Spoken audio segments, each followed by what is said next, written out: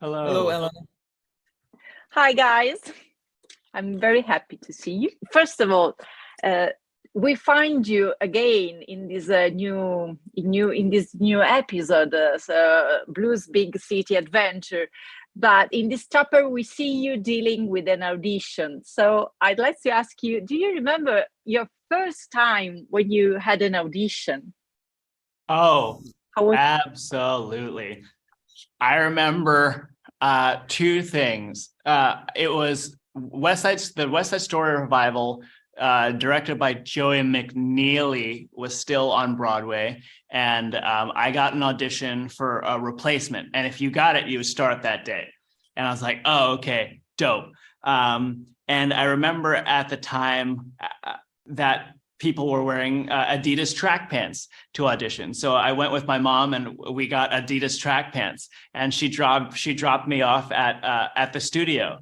And I remember there were two other dancers there, and they were incredible. Also, like, just ripped.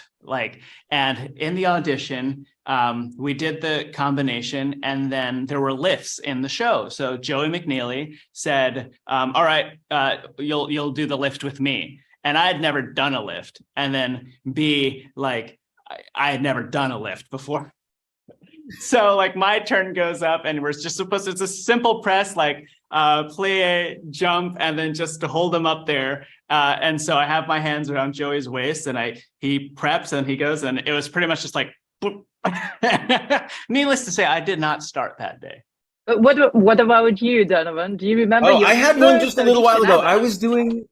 This is really funny. It's a guy that we've both. I had an audition for my friend Jonathan Judge, who was doing a new project, and it didn't end up going, but maybe it will.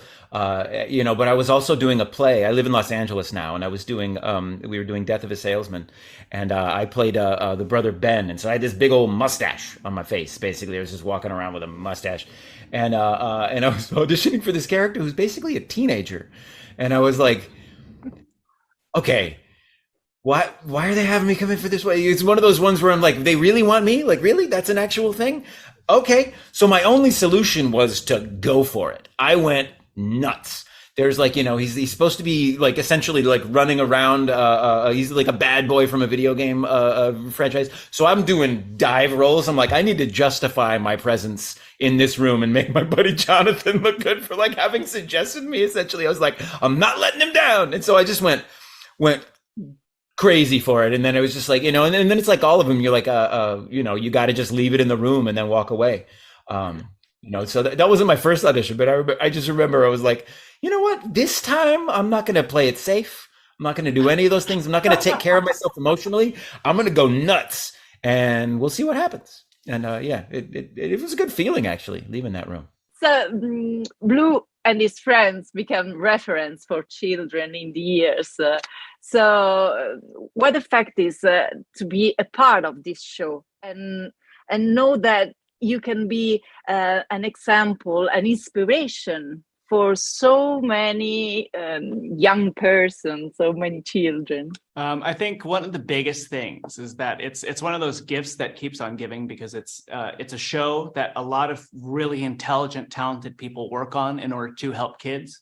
And I know what Steve and Donovan meant for me as someone who watched it when I was younger. And now being able to do this role is a dream. I have a great time every single day. But again, with that comes a responsibility. You whether you like it or not, you become an example for kids when you're off camera. And I typically, I can have a temper, or I could take something personally, but because of this job, I have, absolutely. And I have to just kind of take a deep breath, take a step back. And this show has helped me in my personal life so much, just because I'm thinking of okay, relax. It could just be a misunderstanding. And, that happens to everybody. And I walk around much lighter because of that, not taking everything so personally. And so it's a gift in that way, because I'm just generally happier because of it. How about you, Dono? Josh is inspiring. This movie. It was no, I hold it all in. I use it all. I'm a walking grudge. That's what I am.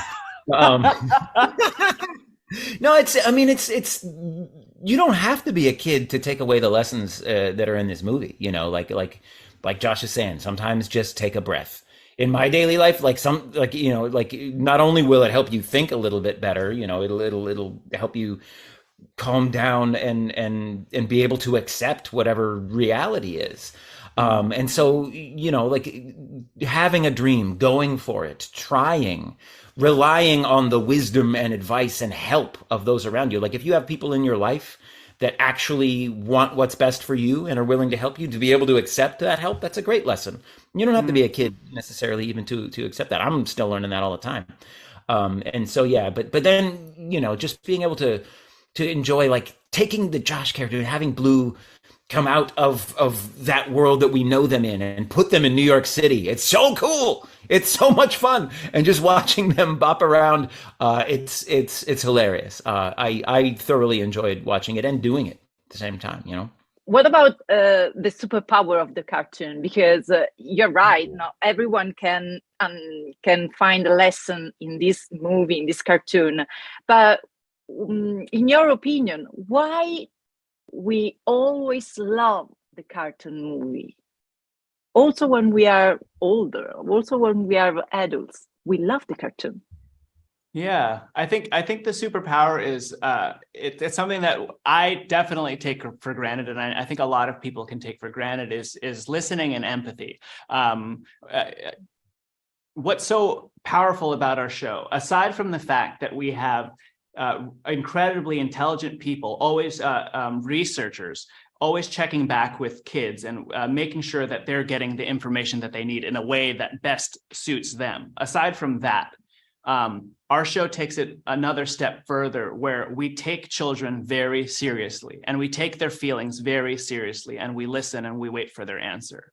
And I think that's universal and can speak to anyone's experience when they were younger and even when they're adults now. You just want to be taken seriously and you want to be listened. And I think that's the superpower of our show, and the superpower that we get whenever we take the role of Josh or Steve or Joe, because while they are characters that we play, they're very, very personal, and the ability to take that idea into our everyday lives and carrying that responsibility is definitely a gift. Thank you, guys. We have finished the time, so thank you so much for your time and your kindness. Thank you. Thank you so much.